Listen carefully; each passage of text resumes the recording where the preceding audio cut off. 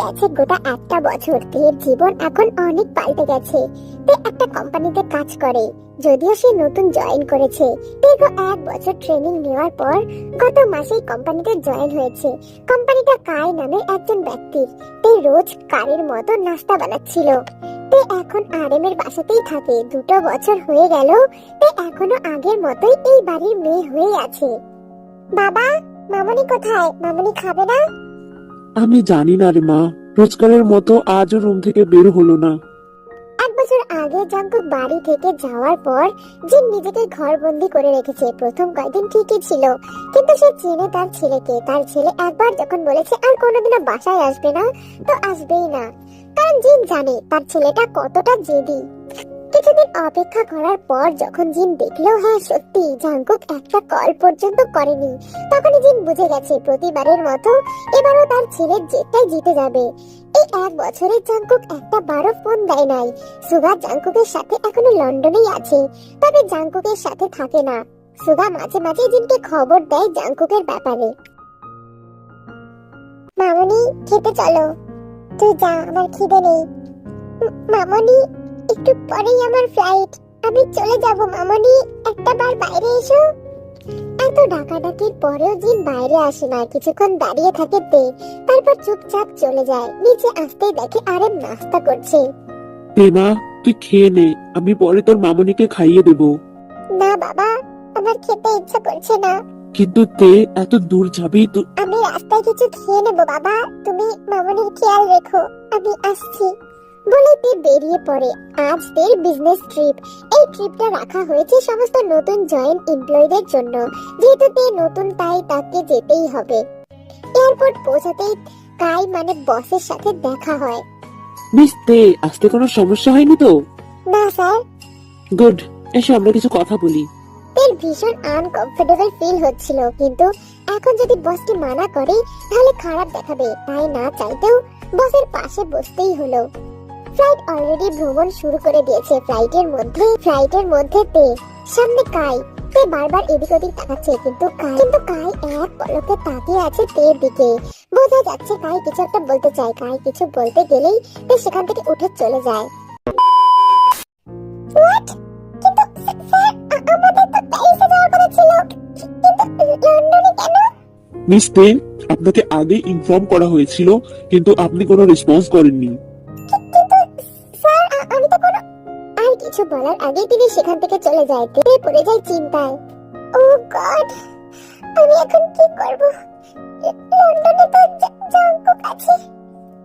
তাহলে কি ওই মানুষটার মুখোমুখি আমার আবার হতে হবে? আমি কি করে পারবো? তারা অলরেডি লন্ডনে পৌঁছে গেছে। একটা গোটা রিসর্ট ভাড়া করা হয়েছে তাদের সবার জন্য। আর যাদের সাথে নাকি কোলাবোরেশন কাজ করবে তারাও নাকি এই রিসর্টেই থাকবে। রিসর্টটা অনেক বড়, চারিপাশ খুব সুন্দর। তের আরো কলিগরা আছে, তারা থেকে ডাকছে কিন্তু তে যাচ্ছে না। তে ভালো করেই জানে লন্ডনে জাঙ্কুকের কোম্পানি আছে, আর তে কিছুতেই জাঙ্কুকের মুখোমুখি হতে চায় না। মিস তাহলে আমরা কাজ শুরু করি। আসলে স্যার। কি হলো miss any problem? No sir, মানে বলছি কাজটা কি রিসর্টে হবে? না মানে বাইরে কোথাও কি যেতে হবে? আসলে আমরা কি এখানে থেকে কাজটা করতে পারি না? অবশ্যই মিস পুরো কাজটাই রিসর্টেই হবে। একটু স্বস্তির নিঃশ্বাস ছাড়ে। রিসর্টের মধ্যে থাকলে বাইরে কেউ দেখবে না, এই ভেবেতে একটু স্বস্তি পায়। প্রথম দিন রেস্ট, পরের দিন থেকে কাজ শুরু। সেই মতো সকলে নিজের নিজের ফ্ল্যাটে চলে যায়। তে নিজের ফ্ল্যাটে গিয়ে জিমিনকে কল করে। কিরে, প্যারিসে গিয়ে ভুলে গেলি? আপু, আসলে আমি প্যারিসে না, লন্ডনে আছি। কি কি বলছিস তুই? তুই শোন, একটা কথা বলি। পৃথিবীটা কিন্তু গোল, আর যত দূরেই যাস না কেন ভাগ্য তোকে সেখানেই নিয়ে যাবে যেখানে আল্লাহ চায়। আচ্ছা তোর কি মনে হচ্ছে না যে তুই শুধু শুধু এখানে যাসনি, ভাগ্য তোকে টেনে নিয়ে গেছে? কিসের কথা বলছিস আপু? আমি ওনাকে কখনো মাফ করতে পারবো না।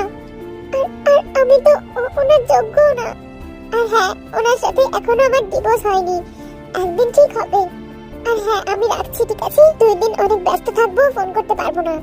এই বলে তে ফোন রেখে দেয়। আসলে তে তো এখনো জাঙ্কুককে ভীষণ ভালোবাসে, কিন্তু এই সম্পর্কে যে কখনো সম্ভব না সেটাতে ভালো করেই জানে। সবকিছু ভুলে চোখে মুখে পানি দিয়ে ঘুমাতে চলে যায়।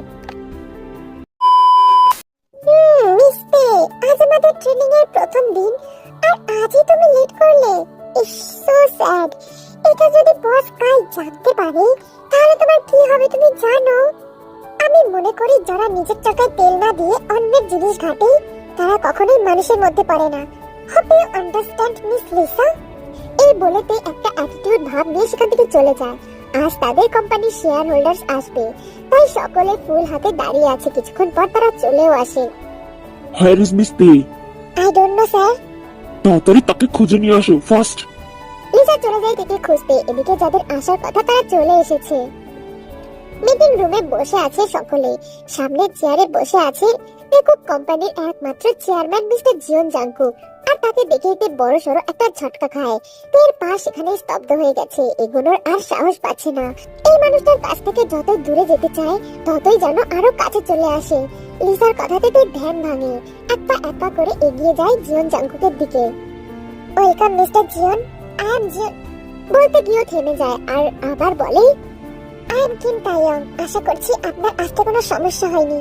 জাংকুক সামনে বসে ডোন্ট কেয়ার ভাব নিয়ে বলে, মিস্টার কাই, এসব কি ধরনের এমপ্লয়ি রেখেছেন? কোম্পানিতে যে নাকি সঠিক টাইমে পৌঁছাতে পারে না। মিস্টার জাংকুক, ও আসলে নতুন, কিছুদিন কাজ করলেই শিখে যাবে। তাই সব কিছুই সহ্য করলো। চুপচাপ কথাগুলো শুনে সোজা বেরিয়ে যায় রুম থেকে। ওয়াশরুমে গিয়ে অঝরে কান্না করতে থাকে। চেষ্টা করে আটকাতে পারে না নিজের কান্না। মিস্টার জিওন, আপনি আমাকে এতটা ঘৃণা করেন যে সবার সামনে এমন ভাবে অপমান করতে হবে? কেন কেন? আমি কি এতটাই খারাপ? সেই যে মিটিং রুম থেকে এসেছে আর একবারের জন্য নিজের রুম থেকে বের হয় নাই। অফিস থেকে ছুটি নিয়েছে। যত যাই হোক, তে ভালোবাসে জাংকুককে। আর সে তো এখনো তার হাজবেন্ড। ভালোবাসার মানুষের সামনে গেলেই রাগগুলো গলে অভিমানে পরিণত হয়। তে অনেক চেষ্টা করছে সবার সামনে নিজের কান্না আটকানোর, কিন্তু আর সহ্য করতে না পেরে রুমে চলে যায়। তে বেডে শুয়েছিল, তখনই সুগা ফোন করে। ভাইয়া, আপনি? শুনলাম তুমি নাকি লন্ডনে এসেছো। জি ভাইয়া। কাল জিমিন আসবে, তো আমার সঙ্গে তোমাকে যেতে হবে। সকালে রেডি হয়ে থেকো। কিন্তু ভাইয়া। আর কিছু বলার আগে সুগা ফোন কেটে দেয়। সুগার কথা মতো তে সকালে রেডি হয়ে রিসর্টের বাইরে দাঁড়িয়ে আছে, কিন্তু সুগার এখনো আসার কোনো নামই নাই।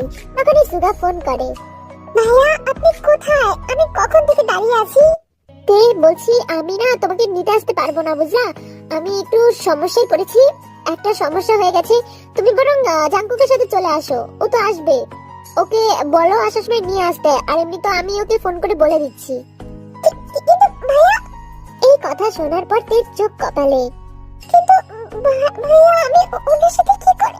রোজকারের মতো সুগা এবারও ফোন কেটে দিয়েছে। হ্যাঁ, জিমিন আপু ঠিকই বলে, আপনি একটা ভোটকা মিলাই। আমি এখন কি করব? আমি কি করে জাংকুককে বলবো? আরে গোমরা মুখটা আমাকে কি নেবে? ভালো লাগে না, এখন ওনাকে আমার কাছে বলতে হবে। এই লক্ষ্য করে জাংকুক রিসর্ট থেকে বের হচ্ছে। তে ভাবতে থাকে কি করে জাংকুককে বলবে। এসব ভাবতে ভাবতে জাংকুক চলে আসে গাড়ি নিয়ে। তে গাড়ির সামনে দাঁড়িয়ে পড়ে। এই দাঁড়ান। হোয়াট প্রবলেম কি তোমার? আসলে সুগা ভাইয়া বলেছে আমাকে আপনার সাথে যেতে। বাসে চলে যাও, আমি কোনো থার্ড ক্লাস মেয়েকে নিয়ে যেতে পারবো না। তের মনে অভিমান জমে, অভিমানে চোখের কোণে পানি জমে যায়। সবকিছু দমিয়ে রেখে জাংকুককে বলে, আচ্ছা ঠিক আছে, আমি থার্ড ক্লাস মেয়ে, তাও আমাকে নিয়ে চলুন। জাংকুক তার জন্য দাঁড়িয়ে আছে দেখে তে উঠে পড়ে গাড়িতে। জাংকুক খেয়াল করে তে সিট বেল্ট লাগায়নি। জাংকুক বলতেও পারছে না, সেই কারণে জাংকুক ফোনে একটা নিউজ চালায় যেখানে বলছে সিট বেল্ট না লাগালে আঘাত লাগতে পারে। এইটা শুনে তের মুখে মুচকি হাসি চলে আসে। তে সিট বেল্ট লাগিয়ে নেয়। একবার জাংকুকের দিকে আর চোখে তাকায়। জাংকুক প্রতিবারের মতো মুখটা গোমরা করেই রেখেছে। গাড়ি চলছে আপন গতিতে, দুজনের মাঝে আগের মতো নীরবতা। তে হঠাৎই জিজ্ঞাসা করে, আপনার কাজ কেমন চলছে? জাংকুক কথার কোনো উত্তর দেয় না। তে এতে ভীষণ অপমানিত বোধ হয়। মুখ ঘুরিয়ে বিড়বিড় করে বলে, তুই তো শুধরাবি না? তোকে কতবার বলেছি এই চামচিকের সাথে কথা বলবি না। আবার আসছে অ্যাটিটিউড দেখাতে। আপনার অ্যাটিটিউড দেখতে আমার বয়ে গেছে। তে এইসবই ভাবছিল। পাশে থেকে জাংকুক বলে, I am working very well. What about you? এখন তে কোনো উত্তর দেয় না। তের মনে যে কি শান্তি লাগছে, বদলা পূরণ হয়েছে। এদিকে তের কাছ থেকে কোনো উত্তর না পেয়ে জাঙ্কুকের মুখ সাথে সাথে মাথাও গরম হয়ে যায়। চট করে গাড়ি থামায়, কথা নেই বার্তা নেই, থেকে টান দিয়ে নিজের কাছে নিয়ে আসে। মুখের কাছে মুখ নিয়ে বলে, আই ডোন্ট লাইক আমাকে কেউ ইগনোর করুক। ইগনোর জিনিসটা আমি সহ্য করতে পারি না, ওকে? তোমার যদি ইচ্ছা হয় আমাকে ইগনোর করার, তাহলে আই ডোন্ট কেয়ার। তবে আমি তোমার বস, সো আমার সাথে কথা বলতে আসলে তোমাকে সবকিছু সহ্য করতে হবে। হোপ ইউ আন্ডারস্ট্যান্ড মিস্টি? বলে ছেড়ে দেয় আর আবার নিজের মতো গাড়ি চালাতে থাকে। এইটুকুর মধ্যে যে কি হলো তে কিছুই বুঝতে পারলো না। হঠাৎ করে সবকিছু কেমন থেমে গেল। জাঙ্কুক তো তাকে বকা দিল, কিন্তু এদিকে তের আত্মাটা যেন বেরিয়ে যাচ্ছে জাঙ্কুককে এত কাছ থেকে দেখে। তের বুকে হাত দিয়ে বসে রইল, মনের মধ্যে হাজার চিন্তা। জাঙ্কুক আর একটা বারও তের দিকে তাকায় না, এমন ভাব করছে যেন এইমাত্র কিছুই হয়নি। এরপরে জিমিনকে দেখে তে খুশিতে আত্মহারা, জড়িয়ে ধরে জিমিনকে। আপু, তুই যে আসবি আমাকে একটা বারও বললি না কেন? হুট করেই ঠিক হয়েছে, আর আমার আর্ট ইভেন্ট যেহেতু এখানেই ঠিক হয়েছে, তো আমি কি করে না এসে থাকবো বলতো? আচ্ছা যাই হোক, কোথায় থাকছিস? ওহো শালিকা, মানে ছোট বোন, আমি থাকতে তোমার আপুর কোনো সমস্যা হতেই দেবো না, তো টেনশন ফ্রি থাকো। চারজনে চলে যায় সুগার বাড়িতে। সুগার লন্ডনে ছোট একটা বাড়ি আছে, যেহেতু এখানে সবসময় থাকতে হয় এই জন্য ছোট একটা বাড়ি কিনেছে। জাঙ্কুক, আজ রাতে একবারে দেখে নিয়ে তারপরে বাড়ি যাবি। ভাইয়া, আমার অত টাইম নাই, যে যাবে তাকে বাসে চলে যেতে বলিস।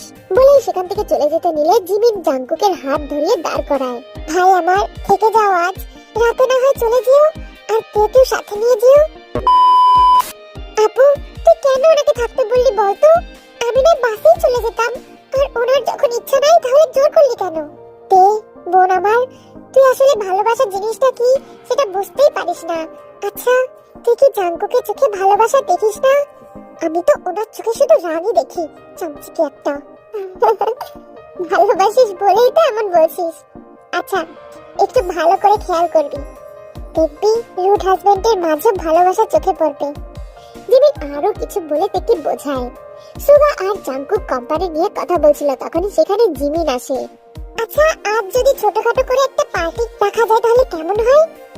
খারাপ হয় না। তুই কি বলিস জাঙ্কুক? আমি আমি আমি কিছু জানি না, শুধু রাত হলেই আমি চলে যাব। আরে যাবি যাবি, এত তাড়াহুড়ো কিসের তোর? রাত প্রায় হয়ে এসেছে, জিমিন আর তে মিলে সব রান্না শেষ করেছে। আজ ছোটখাটো একটা পার্টি বললেই চলে। সুগা সবার জন্য অনেকগুলো নিয়ে এসেছে, সাথে সোজুও এনেছে। সকলে ডিনার করে আর টুকটাক গল্প করে। এই প্রথম গ্লাস আমার কলিজা জিমিনের জন্য। আজ আমি বলতে চাই, আই লাভ ইউ মাই মচি। মা, তুই তোর মচিকে নিয়ে। আমি কতবার বলেছি আমি জিমিন, শুধু রোজ না মরার মতো মচি মচি বলে, ভালো লাগে না। আরে ভাইয়া, আপনি তো মচি বইলা ডাকেন, আর আমি আমার হাজবেন্ডকে চামচিকে বইলা ডাকি। জাঙ্কুকের কোলে বসে গাল দুটো টিপে দিয়ে কথাটা বললো তে। জাঙ্কুক সবার কাণ্ড দেখে অসহ্য হয়ে চোখ মুখ কুঁচকে নেয়। আসলে সবাই ড্রিঙ্ক করেছে, জাঙ্কুকের তো অভ্যাস আছে, কিন্তু তে জিমিন ওদের তো অভ্যাস নাই। সুগাও একটু একটু নেশা হয়ে গেছে। তে জাঙ্কুকের কোলে বসে সে কখন থেকে জাঙ্কুকের দিকেই তাকিয়ে আছে। ভাইয়া, এই ভাইয়া। হ্যাঁ, ভাবিকে ঘরে নিয়ে যা, ভাবির অনেক নেশা হয়ে গেছে। সুগা যেহেতু একটু একটু জ্ঞান ছিল, তাই সুগা জিমিনকে ধরে ধরে ঘরে নিয়ে যায়। এই এই ভুটকা, আমাকে ধরবি না, তোর কত গার্লফ্রেন্ড আছে না, তাদের কাছে যা। আচ্ছা আচ্ছা যাবো, এখন তুমি শান্ত হও আমার বউ, ঘরে চলো। চুপ, আমারে রেখা অন্য মায়ের কাছে গেলে না তোর চোখ আমি তুলে ফেলবো। তুই শুধু আমার হাজবেন্ড বুঝেছিস। আমি গাড়িতে ওয়েট করছি, তাড়াতাড়ি আসো। আমার হাজবেন্ড আমাকে ভালোবাসে না। জাঙ্কুক পিছনে তাকিয়ে দেখে তুই ফ্লোরে বসে পড়েছে আর কান্না করতে করতে কথাগুলো বলছে। জাঙ্কুক তের কাছে গিয়ে হাঁটু গেড়ে তের সামনে বসে।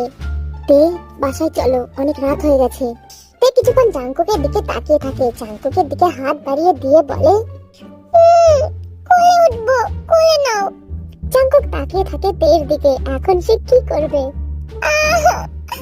জাঙ্কুক, কোলে নাও। তের কান্না আরো বেড়ে যায়। জাঙ্কুক কোনো উপায় না পেয়ে তেকে কোলে করে নেয়। কোলে নিতেই তে দুই হাত দিয়ে জড়িয়ে ধরে জাঙ্কুককে আর গলায় মুখ ডুবিয়ে দেয়। তে কি করছো কি? মিস্টার হাজবেন্ড, আপনি অনেক ভালো।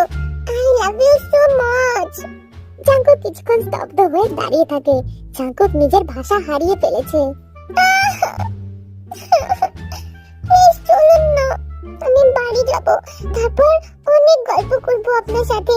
আমার অনেক কিছু জিজ্ঞাসা করার আছে, আর আমি আপনাকে অনেক কিছু বলবো। আর আপনি আমাকে কেন ছেড়ে চলে গেছিলেন সেগুলো উত্তর আপনাকে দিতে হবে।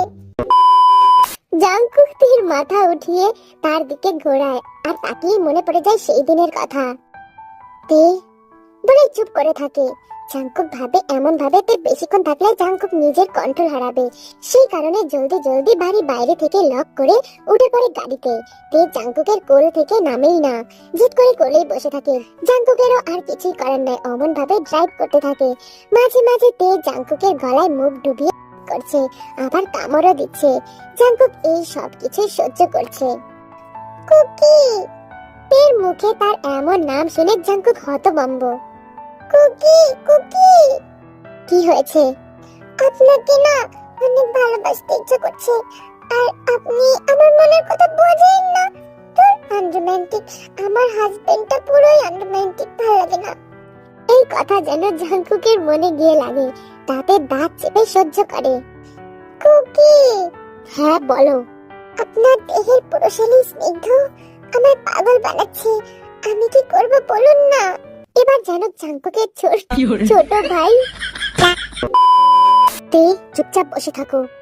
না, আমি আপনার গলায় একটা বাইট করি। বাইট করতে কি বাদ রেখেছো নাকি?